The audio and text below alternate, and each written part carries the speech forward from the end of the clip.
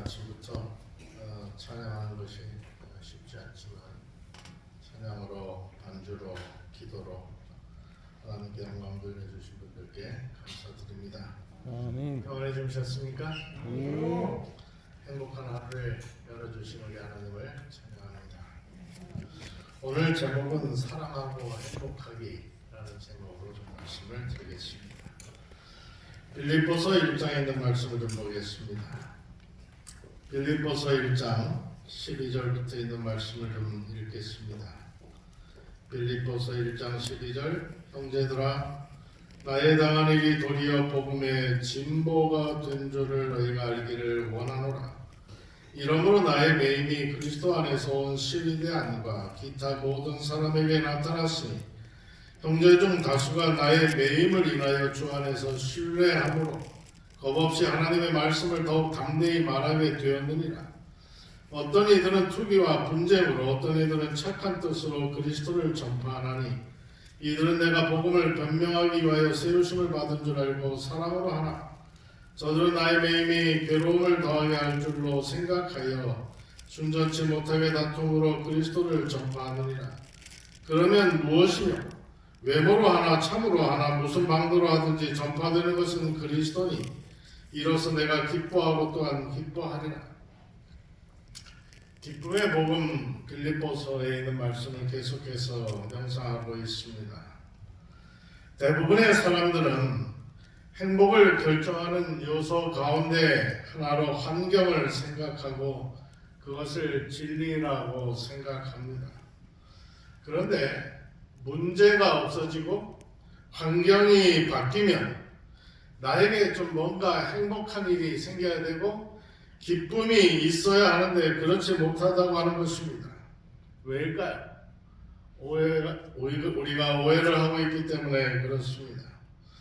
진정한 기쁨이라는 것은 문제가 없어지는 데서 오는 것이 아니라 오히려 문제를 풀어가는 과정에서 누릴 수 있는 것이 진정한 기쁨이라고 하는 것입니다. 아멘. 인류 역사에서 에덴 동산처럼 좋은 환경은 없었을 것입니다. 그런데 아담과 하와가 행복했나요? 아주 조금. 진정한 만족을 누렸을까요? 아닙니다. 그러한 환경 가운데에서 하나님께 죄를 범했습니다. 그러한 환경 가운데서 그들의 죄가 에덴 동산까지 파괴하고 말았다라고 하는 것입니다. 그러나 사도 바울은 감옥 안에서 정말로 기뻐하고 있습니다. 감옥 안에서 무엇을 보았기에, 무엇을 생각했기에, 무엇을 목표로 살았을까요? 문제는 환경보다 환경에 반응하고 어떻게 해석하느냐 이것이 더 중요하다고 하는 것입니다. 재림 교인으로서 자랑스럽게 소개되는 분들이 여러분들이 있는데 그 중에 한 분이 벤카슨 박사입니다. 이 벤카슨 박사는 싱글맘 밑에서 자라가지고 명문 예일대와 미시간 의대를 졸업하고 메릴랜드 주에 있는 존스 홉킨스 병원에서 최연소 소아과 과장이 된 입지전적 인물입니다. 세계 최초로 머리가 붙은 샴 쌍둥이 분리수술에 성공해가지고 명성을 얻었습니다.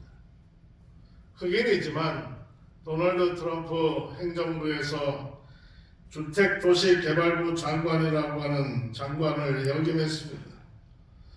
이 벤카슨 박사의 어린 시절 환경을 보면 당연히 탈선할 수밖에 없는 그러한 환경이었습니다. 그런데 미국의 장관이 된 것입니다. 물론 특별한 예일 수 있습니다. 그러면 오늘 우리는 한 인간으로 또는 크리스찬으로 나는 누구일까요? 우리의 근본 사명은 그리스도의 증인이라고, 그리스도의 증인이라고 하는 것입니다. 이것이 우리의 정체성입니다. 지나갔으니까 한번 어제 하루를 생각해 보시자. 여러분 어제 하루 누구를 위해서 사셨습니까? 어제 하루 동안에 드셨던 많은 음식들 누구를 위해서 드셨습니까? 열심히 산에 올라서 산책을 하고 나물도 뜯고 내가 하루 동안 호흡한 그 시간들은 누구를 위한 것이었습니까? 그리고 오늘 아침 이 예배가 마쳐지면 6시 55분에 운동장이든 이 강당이든 모여가지고 아침 체조로 하루를 시작하는 그 모든 수고는 다 누구를 위한 것일까? 어찌게 보면 어리석은 질문을 제가 던지고 있는 것인지를 모릅니다. 그러나 사도 바울이 깨달았던 그리스도 안에서 그 기쁨은 선택이라고 하는 것에서 온다고 하는 것입니다. 우리 인생의 모든 결정은 나의 선택에 의해서 좌지우지된다라고 하는 것입니다. 사람을 선택하고 환경을 선택하고 때를 선택을 합니다. 교회를 선택을 하고 병원을 선택하고 내가 살아가야 할 집, 노후를 위해서 살아가야 할 그 집도 내 선택에 의해서 결정이 되는 것입니다. 그런데 내가 선택할 수 없는 게 있어요. 우리가 잘 아는 것처럼 부모, 내가 선택할 수 없습니다. 자녀들 내가 선택할 수 없습니다. 우리 가족 구성원들은 내가 선택할 수 없는 것입니다. 그냥 그저 받아들이고 사랑해야 합니다.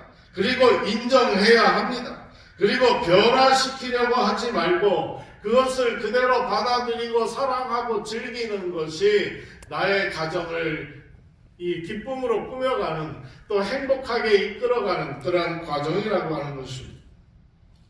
빌립보 1장 18절에 그러면 무엇이냐? 거칠애로 하냐? 참으로 하냐? 무슨 방도로 하든지 전파하는 것은 그리스도니 이로써 나는 기뻐하고 또한 기뻐하리라. 우리가 선택할 수 있는 것이 있는데 나는 무엇으로 기뻐하고 살 것인가 라는 것입니다. 나는 어떻게 살아야 기뻐할 수 있을까라고 하는 것입니다. 이 사도 바울의 이 빌립보서의 저자인 사도 바울은 고백하기를 내가 선택한 그 기쁨은 환경에 따라서 오고 가는 것이 아니라 오직 내가 선택한 그 그리스도를 전하는 그 일이 나에게 있어서는 대단히 큰 기쁨이다라고 소개하고 있는 것입니다. 나는 오직 예수 그리스도를 전하는 그거 하나 때문에 내 모든 인생이 기쁘다라고 고백하고 있다고 하는 것입니다. 여러분의 기쁨의 조건은 무엇입니까? 내가 선택한 기쁨의 조건은 무엇이냐는 말입니다. 출세나 명예를 얻는 것, 좋은 집을 소유하는 것, 그날이 오면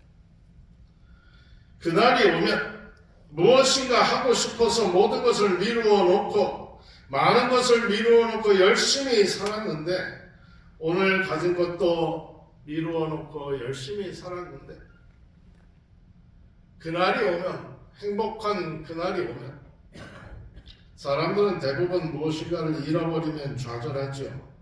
그것이 재산일 수도 있고 고향일 수도 있고 건강일 수도 있고 가족일 수도 있습니다. 특별히 자기 자신이 가진 가장 소중한 것을 빼앗겼을 때는 분노하기도 하고 절망하기도 합니다. 문제는 잃어버린 것에 집중하는 바람에 아직도 자기 자신에게 남아있는 것을 망각한다고 하는 사실입니다. 나에게 남아있는 것, 그것이 무엇인지 지금 이 순간에도 나에게 있는 것을 가지고 할 수 있는 일이 무엇인지 우리는 훈련해야 된다라고 하는 것입니다. 어느 날 32살 먹은 한 사람이 노만 빈센트 필 박사 상담실을 방문했습니다. 이분은 들어서서 박사님을 만나면서 박사님, 이제 제 인생은 다 끝났습니다. 나는 사업을 실패해서 모든 것을 다 잃었습니다 라고 이야기했습니다. 그때 이 빈센트 필 박사가 이 사람에게 이렇게 말합니다. 정말로 모든 것을 다 잃었나요? 그때 이 사람은 네라고 대답을 했습니다. 그때 이 빈센트 박사가 이 종이 한 장을 그 사람한테 줬어요. 그러면서 이 종이를 주면서 선생님, 이제 당신한테 남아있는 것이 무엇인지 여기 한번 적어보겠습니다. 적으시기 바랍니다. 부인은 계시나요? 예, 제 부인은 아주 좋은 아내입니다. 빈센트 박사가 그럼 거기 좋은 아내라고 쓰시라. 좋은 아내 썼어요. 자녀들이 있나요? 예, 아주 예쁜 세 자녀가 있습니다. 자녀 3명 있다고 쓰라고 했어요. 친구는 있나요? 네, 있습니다. 건강은 어떠신가요? 네, 아직은 견딜만 합니다. 계속해서 썼습니다. 계속해서 그 빈센트 박사의 질문에 대해서 계속해서 답을 써내려가던 이 사람은 목사님, 어쩌면 내 사정이 그리 나쁘지 않을지 모르겠습니다. 나는 많은 것을 잃었다고 생각했는데 박사님과 얘기를 하다가 보니까 나에게 있는 것 가운데에서 가장 귀한 것들이 아직 나에게 있다고 하는 사실을 내가 잊고 살았던 것 같습니다. 박사님, 제게 있는 걸 가지고 다시 시작해 보겠습니다. 감사합니다. 돌아갔습니다. 여러분, 우리를 위대하게 만드는 것은 많은 소리가 아닙니다. 사람들에게 영감을 주고 희망을 주는 것은 풍부한 자원이 아니라 아주 작은 사소한 것이라 할지라도 우리를 변화시킬 수 있다고 하는 사실을 우리는 잊어서는 안 될 것입니다. 감옥에 있던 사도 바울은 자기 자신에게는 아무것도 없지만 자기 자신에게 있는 것은 예수 그리스도, 자기 자신에게 있는 것은 복음이라고 하는 사실들을 알게 되었다고 하는 것입니다.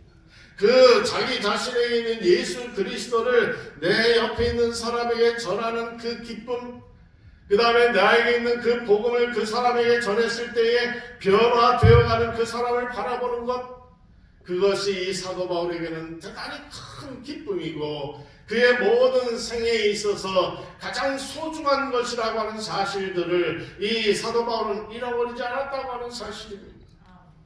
사도 베드로와 요한이 성전에 기도하러 가다가 만난 구걸하는 사람, 장애인을 바라보고 이 사도 베드로와 요한이 그 사람에게 뭐라고 얘기했습니까? 사도행전 3장 6절에 베드로가 가로되 은과 금은 내게 없거니와 나에게 있는 것으로 내게 주노니 예수 그리스도의 이름으로 일어나 걸어라. 사랑하는 성도 여러분, 우리의 하나님은 우리가 가지고 있는 것을 통해서 역사하신다고 하는 것입니다. 우리에게 아직 남아있는 것을 통해서 역사하십니다. 아무것도 가진 것이 없다고 말하지 않게 되기를 바랍니다. 아멘. 무엇인가 여러분에게 남아있는 것이 분명히 있을 것입니다. 열왕기상 17장에는 사르밧 과부의 이야기가 나옵니다. 그 여인에게 남아있는 마지막 밀가루 한 움큼, 그 다음에 기름 하나, 그것이 하나님의 역사를 통해서 달라졌다고 하는 것입니다. 출애굽할 때에 모세의 작은 손에 들려졌던 그 지팡이로 인해서 이 상황들은 다 바뀌었습니다. 여러분, 무엇을 가지고 자랑하기를 원하십니까? 사도 바울처럼 하나님을 자랑하시나요? 사도 바울처럼 복음이 있는 것을 자랑하시나요? 여러분에게 분명히 자랑할 것이 있을 것입니다. 개미라고 하는 책을 써서 유명해진 프랑스의 소설가 베르나르 베르베르가라고 하는 사람이 쓴 책 가운데에 웃음이라고 하는 책이 있습니다. 거기에 보면 사람들이 자랑하는 게 무엇인지 소개되어 있습니다. 여기 연령대별로 소개가 나와 있는데 2살 때는 똥오줌 가리는 게 자랑거리다. 3살 때는 이가 나는 게 자랑거리다. 12살 때는 친구들이 있다는 게 자랑거리다. 18살 때는 자동차 운전할 수 있다고 하는 게 자랑거리다. 20살 때는 사랑을 할 수 있다고 하는 게 자랑거리고 35살이 되면은 돈이 많은 게 자랑거리다. 그 다음에 50대로 넘어가는데 50대부터는 특별한 게 하나 있어요. 자랑거리가 거꾸로 다시 내려온다고 하는 것입니다. 50살이 되면은 돈이 많은 게 자랑거리다. 60세가 되면 사랑을 할 수 있다고 하는 게 자랑거리고 70세가 되면 아직도 자동차 운전할 수 있다고 하는 게 자랑거리고 75세가 되면 친구들이 남아있다고 하는 게 자랑거리고 80세가 되면 아직도 내 이가 남아있다고 하는 게 자랑거리고 85세가 되면 똥 좀 가릴 수 있다고 하는 게 자랑거리다. 결국 인생이라고 하는 것은 너나 나나 할 것 없이 똥과 오줌을 가리는 것, 시컷 배워가지고 자랑스러워서 하다가 사는 날 동안에 내 손으로 똥오줌 가리는 걸로 마감하는 게 인생이다라는 것입니다. 2살 때 똥오줌 가리는 것을 자랑하다가 85세 넘어가가지고는 또 내 손으로 똥오줌 가리는 걸 자랑하다가 사람은 죽는다. 여러분 어떻습니까? 어려울 때 여러분은 무엇을 하십니까? 고민만 잔뜩 하다가 시간을 보내십니까? 아니면 신세 타령만 하시나요? 아니면 감사하면서 시간을 보내시나요? 사도 바울은 오늘 본문에서 어려운 환경을 축복의 기회로 삼았다고 이야기하고 있습니다. 빌립보 1장 12절에 보면 이 사도 바울은 이 로마의 병사들과 함께 24시간을 다 보냈습니다. 그래서 감옥을 지키는 그 병사들에게 복음을 전했다고 가르치고 있습니다. 그리고 빌립보 4장 22절 23절 그 이하에 보면 가이사 황제의 가족들에게도 사도 바울은 복음을 전했다고 이야기합니다. 사도 바울은 옥중서신 4군을 통해서 어려운 환경 속에서 굴복하지 아니하고 기뻐하면서 복음을 전했다고 이야기하고 있습니다. 요셉도 보디발의 집에서 사람을 다루는 일을 배웠다고 했습니다. 감옥 속에서는 인간을 배웠다고 했습니다. 억울한 죄수들도 보았고 정말로 악한 죄수들도 보면서 이 사람들을 어떻게 관리하고 어떻게 다루어야 할지를 다 배웠다라고 기록하고 있습니다. 어떠한 환경에 처하든지 그 환경 속에서 무엇을 배울 수 있었는지 미래를 위해서 무엇을 준비할 수 있는지 생각했다고 하는 것입니다. 그래서 하나님께서 이 요셉을 애굽의 총리 대신으로 기용해서 사용하신 것입니다. 1950년 우리 6.25 동란이 일어났습니다. 한국전쟁이 일어난 것입니다. 한국에 파병되었던 미국 사람 로버트 윌킨스라고 하는 사람은 1951년에 북한군 포로가 되어서 포로 수용소에 갇히게 됐습니다. 다른 많은 이 포로 수용소에 갇혔던 사람들은 좌절하고 어떻게 여기서 살아나갈 수 있는 방법을 도모하고 전전긍긍하면서 자기 신세 한탄들을 했지만 이 로버트 윌킨스라고 하는 사람은 사람을 찾아다니면서 그 다음에 그 사람들의 대화를 들으면서 그 사람들과 이야기하게 됐습니다. 당신은 어디 사시냐고, 이름이 뭐냐? 이름과 주소들을 적었습니다. 그런데 그 포로 수용소에서 갇혀서 그 사람들과 대화하면서 알게 된 그 사람들의 이름과 주소가 3,272명. 그 많은 사람들의 이름을 적은 것입니다. 열심히 적었어요. 그리고 휴전협정이 돼서 포로 해방이 돼서 자기 고향으로 돌아온 이 로버트는 이제 전쟁 전에 자기가 다니던 디트로이트에 있는 자동차 회사 세일즈맨으로 복직이 돼서 이제 포로 수용소에서 그 적었던 그 이름, 주소, 그 사람들을 찾아다니면서 자동차를 팔기 시작을 했습니다. 특별 할인을 해주고 자동차를 팔기 시작해서 몇 대를 파는지 아십니까? 500대를 팔았습니다. 하나님의 사람들에게 찾아오는 위기는 하나님에게 있어서는 기회라고 하는 것입니다. 하나님은 우리의 문제를 통해서 하나님의 뜻을 이루어 가십니다. 야고보 1장 2절에 내 형제들아 너희가 여전히 시험을 당하거든 온전히 기쁘게 여기라. 우리에게 닥쳐오는 수많은 시험거리들, 유혹거리들이 있습니다. 그런데 그러한 여러 가지들이 닥쳐올 때에 그것에 대하여 온전하게 기쁘게 여겨라 라고 이야기합니다. 괴로운 환경 때문에 경험할 수밖에 없는 고통이 있다면 인정하시기 바랍니다. 고통은 어찌 보면 표현함으로 치유받을 수 있는 것 같습니다. 바울에게는 괴롭히는 사람들이 많았고 힘든 환경들이 많았지만 자주 표현했습니다. 고통이라고 하는 것은 감추면 감출수록 무섭게 우리를 공격하지만 고통을 표현하면 표현할수록 힘을 잃어간다는 것입니다. 나와 비슷한 고통을 당한 경험을 글로 읽거나 간증을 듣게 될 때에 치유되는 경험을 해보지 않으셨습니까? 시편 64편 1절부터 보면 다윗이 경험한 고통이 있습니다. 하나님이여 내가 근심하는 소리를 들으시고 원수의 두려움에서 나의 생명을 보존하소서. 주는 악을 꾀하는 자들의 음모에서 나를 숨겨주시고 악을 행하는 자들의 소동에서 나를 감추어 주소서. 그들이 칼같이 자기 혀를 연마하여 화살같이 독한 말로 겨누고 숨은 곳에서 온전한 자를 쏘며 갑자기 쏘고 두려워하지 아니하는도다.